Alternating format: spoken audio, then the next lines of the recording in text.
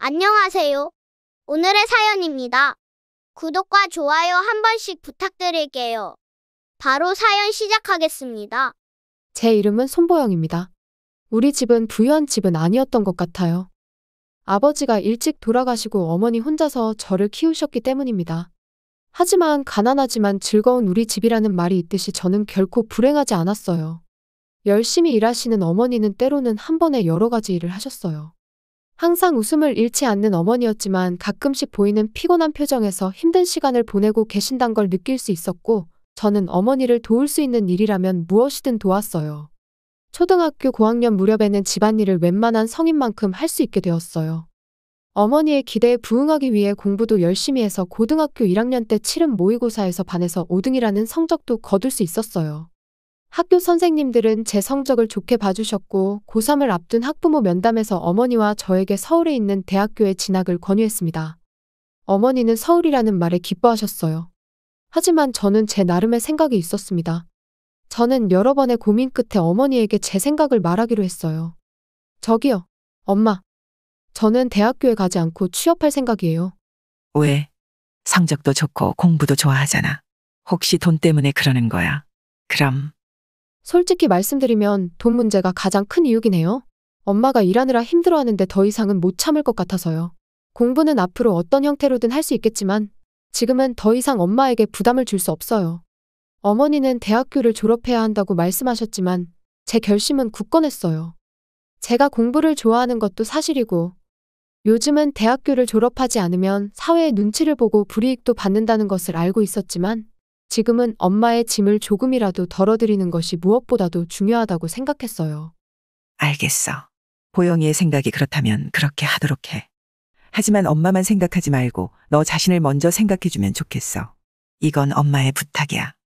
어머니의 따뜻한 마음이 제 마음속으로 스며들었어요. 학교 선생님은 제 성적을 안타까워하시며 진학을 권유했지만 제 굳은 결심을 알고는 응원하는 편으로 돌아섰어요. 고등학교를 졸업하며 바로 취업을 하려고 했어요. 근데 고졸자를 채용하는 마음에 드는 회사는 잘 안 보였어요. 고졸 구직자가 대졸자보다 더 적으니 수요와 공급의 균형이 맞을 거라고 생각했지만 순진한 생각이었죠. 한참 취업으로 고민하고 있을 때 어머니가 말했어요. 지금 일하는 회사 사장님이 아는 회사에 보영이를 소개해 주겠다는데 면접 한번 볼래? 어머니는 항상 아르바이트나 계약직으로 자주 직장을 옮기셨지만 1년 전에 그토록 바라던 현재 회사의 정규직으로 자리 잡으셨어요. 어머니는 직장 사람들이 모두 친절하고 사장님도 직원들을 배려하는 분이라 근무하기 좋은 회사라고 했어요. 저는 면접 자리를 마련해 주겠다는 말에 흔쾌히 수락했습니다. 소개받은 회사는 일반 의약품을 도매하는 회사로 회사 규모도 중견기업에 속하는 제법 큰 회사였어요. 저는 동네 작은 회사나 개인 사업체 정도만 생각하고 있었기 때문에 생각보다 너무 좋은 회사를 연결해 주셔서 무척 당황스러웠어요. 이 정도로 큰 회사면 어떻게든 꼭 붙어야겠다는 생각이 들면서 의약품 도매업에 대한 조사를 열심히 한 후 면접을 보러 갔습니다. 면접에서는 취업을 선택한 이유와 이 회사에 지원한 동기를 열정적으로 이야기하고 조사에서 얻은 업무에 대한 지식을 적당히 이야기 속에 녹여내어 이야기했어요. 얕게 아는 지식을 거창하게 이야기할 재주는 없었고 그냥 회사에 입사하기 위해 공부를 열심히 했다는 것을 알아주기만 해도 충분하다고 생각했어요. 간단한 필기시험과 면접을 같은 날에 진행했고 그날 저녁에 집으로 돌아올 수 있었어요. 채용 결과가 나오기 일주일 동안 불안한 마음으로 보냈어요. 그리고 문자가 왔는데 합격이라는 소식에 어머니와 포옹하며 기뻐했어요. 벚꽃이 만개한 봄날, 저는 새로운 사회 구성원이 되었어요. 채용이 결정된 후 저는 더욱더 이 일에 관한 공부를 했습니다. 고졸 신입사원이 입사하자마자 핵심 업무를 맡게 될 줄은 꿈에도 몰랐지만 지식이 있으면 반드시 도움이 된다는 믿음이 있었기 때문이죠. 저는 영업부로 배치됐고 주어진 업무는 영업사원의 보조를 하는 거였어요. 직속 선배님은 입사 3년차 직원인 정주태라는 사람이었는데 아무것도 모르는 저를 처음부터 친절히 알려줬어요. 생각보다 많이 알고 있네. 설명해주기도 쉽고 잘 받아들이는 것 같네. 칭찬해 주시는 것이 저는 너무도 기뻤어요. 당연히 부서에서 가장 어린 저에게 다들 친절하게 대해줘서 모두에게 고마웠습니다. 단 한 명의 여선배만 제외하고 말이죠. 저를 못마땅하게 여기는 듯 무슨 일만 생기면 너는 고졸이잖아. 라는 식으로 말을 했어요. 정주태 선배도 자신보다 회사 경력이 더 긴 여선배에게 뭐라 하지 못하고 항상 쓴웃음을 짓고 있었어요. 신경 쓰지 마. 네가 열심히 하는 거 다들 알고 있으니까. 네. 저도 더 열심히 해서 그분께 인정받을 수 있도록 할게요. 저는 진심으로 그렇게 생각하고 매일매일 열심히 일했지만 여선배의 비꼬는 말과 행동은 멈출 기미가 보이지 않았어요. 그렇게 열심히 일하다 보니 어느덧 첫 월급을 받는 날이 왔어요. 저는 전에 계획했던 대로 어머니를 모시고 외식을 하기로 했습니다. 솔직히 적은 월급이었지만 어머니에게 감사한 마음을 담아 조금 좋은 식당으로 예약했어요. 어머니와 함께 식사를 즐기고 있는데 고졸 여자애가 사치 부리러 왔어? 지금 최후의 만찬 같은 거야? 처음엔 저한테 하는 말인 줄 몰랐는데 고졸이라는 단어로 저를 지칭하는 거라는 걸 눈치채고 돌아보니 저를 무시하는 여선배가 깔깔대고 웃는 얼굴로 서 있었어요. 나는 접대하러 온 건데 너랑은 수준이 다르니까. 이런 데는 함부로 오는 게 아니야. 너 같은 애가 오면 가게 수준이 떨어지잖아. 너 때문에 거래가 불발나면 책임질 거야. 주제넘게 이런 데 오지 말고 얼른 집에 가서 라면이나 끓여 먹어. 무례한 말을 계속하는데 이 사람 지금 제정신인가 싶었어요. 선배, 지금 그게 무슨 말이에요? 보영이도 우리 동료인데 어떻게 그런 말을? 중간에 끼어들어 말려준 것은 주태 선배였어요. 그는 거래처 사람이 눈치 준다며 여선배를 데리고 갔습니다. 심장이 뛰는 게 안정을 되찾을 때쯤 어머니가 말씀하셨어요. 듣던 것보다 더 상식이 없는 사람이네. 저런 건 상꼰대라고 해야 하나. 어머니의 말에 저도 모르게 웃음이 터져나왔고 다행히 웃음으로 마무리할 수 있었어요. 다음 날 주태 선배에게 도와줘서 고맙다고 말했더니 아니야, 괜찮아. 중요한 접대였는데 그 선배가 추태 부릴 줄 몰랐네. 그 후 그 여선배는 이 회사에서 유배받아 가는 곳으로 여겨지는 자재관리과로 부서 이동되었어요. 거래처에서 말도 안 되는 영업사원이 있다는 이야기가 사장님에게 전해진 것과 당시 함께 있던 주태 선배가 그 내용을 보고한 것 때문이죠. 그 외에도 그동안 영업부 직원들의 불만도 많이 있었던 게 이유이기도 하고요. 저는 이상한 선배가 없어져서 더욱 업무에 집중할 수 있게 되었어요. 그렇게 저는 입사 1년 차에 접어들고 있었어요. 업무 능력도 점점 향상되어 처음에는 회사 내에서 영업사원들의 업무 지원만 전담했지만 점차 영업처에도 동행하게 되고 지원하는 것뿐만 아니라 영업하는 것도 조금씩 배우는 기회들이 생겼어요. 그리고 주태 선배와 함께한 첫 영업이 성공적으로 거래가 돼서 주태 선배에게 저녁을 사기로 했어요. 그리고 그 자리에서 제 운명이 달라집니다. 보영아, 나와 결혼을 진지하게 생각해 줄 수 없을까? 교제 신청을 건너뛰고 프러포즈를 받았어요. 저는 잠시 동안 할 말을 잃었지만 곧바로 제 감정을 살펴봤어요. 네, 저도 선배와 같은 마음이에요. 지금 생각하면 제정신이 아니었던 것 같은데 저도 모르게 바로 대답을 해버렸어요. 주태 선배와는 연인 관계는 아니지만 1년 동안 희로애락을 함께하고 있었어요. 저는 이미 이성으로 매력을 느끼고 있었던 거죠. 이때부터 결혼 이야기는 점점 더 빠르게 진행됐고 마치 롤러코스터를 타는 것처럼 그저 몸을 맡길 수밖에 없었어요. 어머니는 이제 만 20살이 된 제 결혼에 놀라셨지만 사위 될 사람이 예전에 식당에서 저를 도와줬던 선배라는 사실을 알고 진심으로 축하해줬어요. 주태 선배는 결혼하기 전에 꼭 이야기해야 할 게 있다고 했어요. 엄마가 얼마 전에 넘어져서 다리가 부러졌어. 골절은 나아서 퇴원했는데 아직 불편한 점이 많아서 그런데 당분간 같이 살면서 도와드리고 싶은데 어떻게 생각해? 결혼하고 나서 이런 얘기를 하면 당황할 것 같아서. 힘들겠지만 괜찮을 것 같아요. 그러면 회사를 그만두고 시댁에서 전업주부로 지내는 건 어때? 회사를 그만두는 게 어떠냐는 제안은 고민이 됐어요. 왜냐하면 일을 그만두기에는 너무 아쉬웠거든요. 저는 곰곰이 생각한 끝에 대답해줬어요. 어머님을 도와드리는 건 알겠어요. 하지만 회사는 계속 다니고 싶어요. 힘들겠지만 일하면서 최대한 보살펴 볼게요. 그러니까 저를 많이 도와주세요. 알겠어. 보영이의 마음을 존중해. 나도 많이 도와줄게. 초봄이 조금 지나서 슬슬 더워지기 시작할 무렵에 저는 신부가 되었어요. 행복한 결혼 생활이 시작된다. 라고 생각했는데 생각지도 못한 일들이 벌어졌습니다. 시어머니와는 결혼 전에 몇 번 만났었고 친절하고 온화한 성격이 마음에 들었어요. 다리를 절뚝거리며 불편해하시는 모습에 어떻게든 도와드리고 싶었습니다. 그런데 동거를 시작한 시어머니는 그때와 같은 사람이 맞나 싶을 정도로 변했어요. 며느라, 다리가 아파서 내가 아무것도 할 수 없으니까 집안일 좀 부탁할게. 자고로 며느리는 남편과 시어머니한테 헌신적이어야 해. 저녁 준비 좀 빨리 해. 아들이랑 날 굶길 셈이야. 집안일 좀 꼼꼼하게 제대로 해라. 오늘 아들이 장어 먹고 싶다는 거 들었지? 제일 좋은 걸로 사줘. 뭐? 비싸다고. 너도 돈 벌잖아. 아들이 벌어오는 돈에 의지하지 말고 네 돈으로 사. 시어머니의 폭풍 잔소리가 밀려왔어요. 시어머니는 집안일에 전혀 손대지 않았고 입만 열면 잔소리가 나왔어요. 저는 직장 때문에 시어머니의 요구를 온전히 따를 수 없다고 말했는데 그럼 일을 그만두면 되잖아. 아들도 그런 이야기를 했다며? 그러니까 그만두도록 해. 고집으로 계속 다닐 거면 그런 불평할 자격이 없지 않아? 그리고 시어머니가 돈을 요구하기 시작했어요.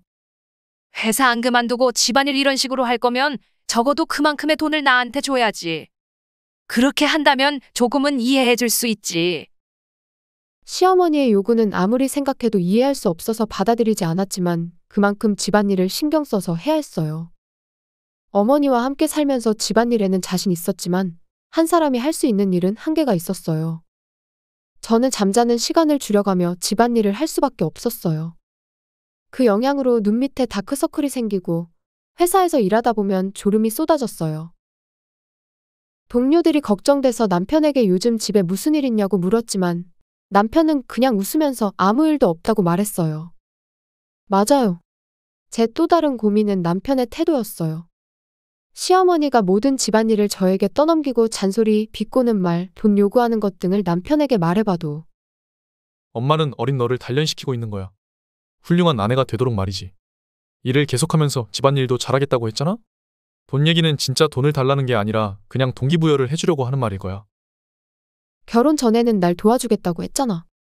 집안일을 혼자서 하기엔 벅차. 조금만 도와주면 좋겠어. 나는 일 열심히 해서 가정에 도움 주려고 하고 있어.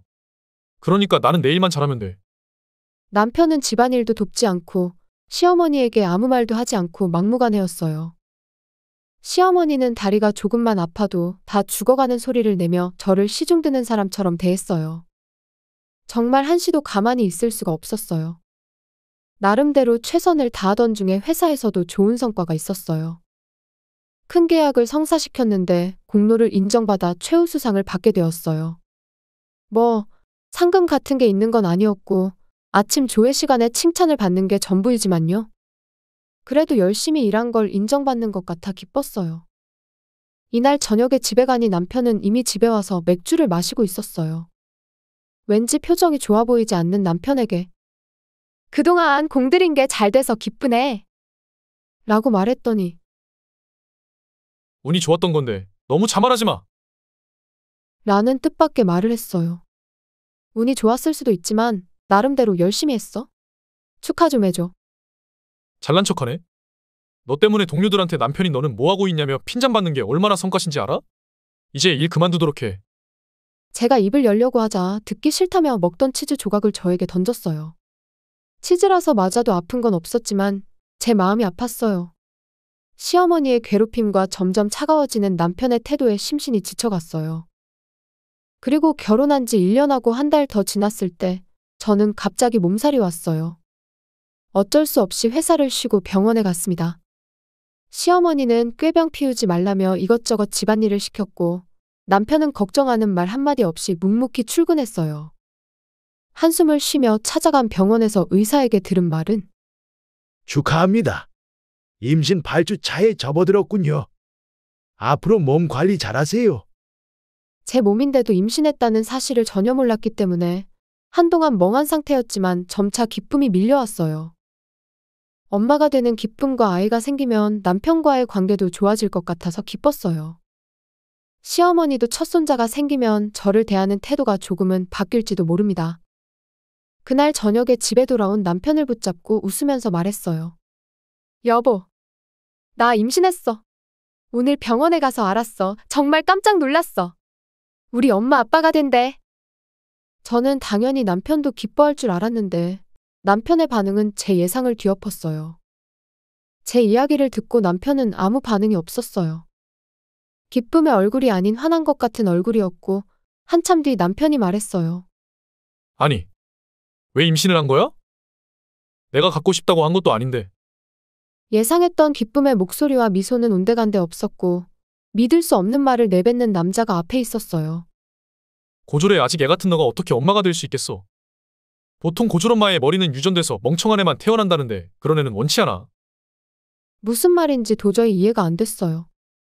이런 일이 생기게 하다니 정말 화난다. 난 아이를 원하지 않으니까 알아서 해. 어떻게 그런 말을 할 수 있어? 우리한테 가족이 생긴 거라고. 시끄러워. 너는 하고 싶은 대로 잘하잖아. 낳고 싶으면 낳아서 키워. 대신 나랑은 이혼해. 근데 양육비나 위자료는 한 푼도 안 줄 거야. 너가 원해서 낳는 거니까 내 탓은 아니잖아. 지금 이혼이라고 했어? 진심이야? 도대체 왜 그러는데? 왜 그러냐고? 내가 고졸인 너랑 결혼한 건 엄마를 돌봐주고 집안일을 해줄 가정부가 필요했기 때문이야. 그런데 너는 일도 계속 다니고 집안일은 제대로 하지 않았지. 그리고 엄마가 돈이라도 내라고 했는데 그것도 거부하고 말이야. 아무짝에도 쓸모가 없어. 회사에서도 눈엣 가시거리였어. 그때 시어머니가 왔어요. 아들도 드디어 엄마 생각과 같아졌네. 역시 우리 아들이야. 그 후의 일은 잘 기억나지 않아요. 정신이 들었을 때는 이미 손에 들린 이혼 서류에 사인하고 있었고 그대로 집에서 쫓겨났어요. 밤에 길을 걸으면서 이혼 신고서를 준비했다니 계획했었구나 하는 생각을 어렴풋이 했어요. 제 발걸음은 자연스럽게 부모님 집으로 향했습니다. 갑자기 돌아온 딸을 아무 말 없이 맞아준 어머니에게 감사했어요. 그리고 회사에는 전 남편의 비도덕적인 행동이 소문나면서 모든 동료들이 뒷담화를 하자 얼마 안가 퇴사했다고 합니다. 제 친한 동료가 열심히 소문을 내준 덕분이었죠. 저는 회사에 계속 다니다가 만삭이 가까워져 출산휴가를 내고 건강한 아들을 낳았어요. 전 남편과 헤어지고 혼자 아이를 키울 수 있을까 했지만 저는 제 뱃속에 있는 아이를 지키고 싶었고 엄마가 도와준다는 말에 힘을 얻었어요. 승주라고 이름 지은 아들은 활기차고 에너지 넘치는 아이로 자랐어요. 상냥하고 착한 아이였고 무엇보다 똑똑했습니다. 저에게 멍청한 아이만 낳을 거라고 말했던 전 남편이 더 멍청했던 셈이죠. 저는 육아와 일을 병행하며 열심히 살았어요. 어느새 승주가 태어난 지 20년이 지났어요. 어느 날 승주와 함께 이 근처에서 가장 큰 종합병원에 갈 일이 있었어요. 볼일을 보기 위해 병원 접수처로 향하고 있는데 갑자기 어떤 목소리가 들렸습니다. 손보영 씨 맞나요? 맞구나. 진짜 오랜만이네. 20년 만인가? 제 앞에는 다시는 만나고 싶지 않다고 생각했던 전 남편이 서 있었어요. 늙는 것은 당연한 일이지만 전 남편의 얼굴에는 예전의 얼굴은 조금밖에 안 보였어요. 그 옆에는 어려 보이는 여자가 있었습니다. 나한테 버림받고 힘들게 살았나 봐. 나는 너 때문에 그 회사에서 쫓겨났지만 바로 더 큰 회사에 취업해서 지금은 부장이 됐어. 회사에서 쫓겨난 건 자업자득인 것 같은데. 남편은 웃으며 이야기를 이어갔어요. 지금 회사에서 집사람도 만나서 아들도 낳고 잘 살고 있지. 그렇게 말하며 옆에 여자를 끌어안았어요. 그는 아들이 얼마나 똑똑한 아들인지, 얼마나 영리한지 제가 물어보지도 않았는데 계속해서 자랑했습니다. 너 여기 있는 거 보니까 병이라도 걸린 거야? 구원받지 못하겠네. 그때 옆에 있던 여자가 떨리는 목소리로 말했어요. 여보, 여기 이 사람. 그때 뒤에서 남자의 목소리가 들렸어요. 여기 있었네. 바쁜데 와줘서 고마워. 그리고 옆에 같이 계신 분은 의학 품동의업자 정주태 씨 맞죠? 네. 안녕하세요, 병원장님. 맞는구먼. 그런데 내 재수 씨랑 아는 사이인가요? 재수 씨요? 내 남편이 병원장님 동생이야. 아니, 이럴 수가. 당신이랑 헤어지고 지금의 남편과 결혼했어. 전 남편과 헤어진 후 엄마의 도움을 받아 승주를 키우며 일을 계속하고 있었는데 거래처 사장과 눈이 맞아 재혼하게 되었어요. 남편은 젊은 나이에 제약회사를 물려받았어요. 남편에게는 형이 있었는데 형은 의사의 길을 걷고 있었기 때문에 남편이 물려받은 거죠. 저는 결혼함과 동시에 남편 회사로 자리를 옮겼고 지금은 영업부의 총책임을 맡고 있어요. 그리고 회사의 협력회사 중 하나가 전 남편이 근무하는 회사였어요. 이제 기억난다. 이분 연말에 여자들만 모인 파티에서 만난 적이 있어. 저는 연말에 배우자나 여직원들만 모아서 정기적으로 파티를 개최하고 있었어요. 그런 걸 왜 이제야 얘기해? 당신이 전처에 대해서 말해준 게 없으니까 당연히 몰랐지. 내가 알았으면 안 말해줬겠어? 일단 주태 씨한테 말할 게 두 가지가 있어요. 먼저 지금 우리 병원에 입원해 계시는 어머니 말인데 의사나 간호사들 불만이 많아서 퇴원 좀 해주면 좋겠어요. 전 시어머니는 노안으로 다리와 허리가 약해졌고 넘어져서 다리뼈에 금이 가서 입원했는데 뼈는 다 나았지만 이런저런 이유를 대며 퇴원하지 않고 있다고 했어요. 다음 환자를 입원시킬 수 없는 것도 문제지만 전 시어머니가 이기적이고 폭언을 일삼고 난동을 부리는 게 가장 큰 이유라고 합니다. 며느리 또한 집에서 간병하는 걸 거부한다네요. 퇴원하면 안 돼요. 저는 시어머니를 간호할 수 없어요. 정말 제멋대로이신데 감당이 안 된단 말이에요. 지금까지 얼마나 힘들었는데요. 아무래도 전 시어머니는 제 뒤에 들어온 며느리도 괴롭힌 것 같아요. 그리고 다른 하나는 당신과 거래를 중지하려고 합니다. 이유는 우리 약품 구매 책임자를 오늘 해고할 건데 말 안 해도 무슨 뜻인지 알겠죠? 전 남편은 약품 구매 책임자와 리베이트를 건네며 부정거래를 반복했어요. 영업 실적은 이런 비리로 세운 거였죠. 그래서 오늘 재수 씨를 부른 거예요. 이런 것들도 바로잡고 새로 거래를 하기 위해서. 그때 옆에 있던 승주가 입을 열었어요. 아줌마, 저 기억하세요? 제가 아드님의 학원 강사였어요. 아, 기억나네요. 그때 그분이시군요. 아들은 방학 때 아르바이트로 학원 강사를 한 적이 있어요.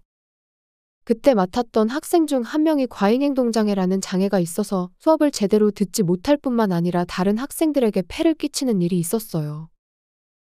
그 학생이 전 남편의 아들이었던 거죠. 설마 걔가 제 동생인 줄은 몰랐어요. 장애는 어쩔 수 없다 치더라도 잘 보살펴주세요. 부모로서 책임지고 보살펴주셔야 해요. 그때처럼 방치하듯 내버려두면 세상 밖으로 안 나오려고 할 거예요.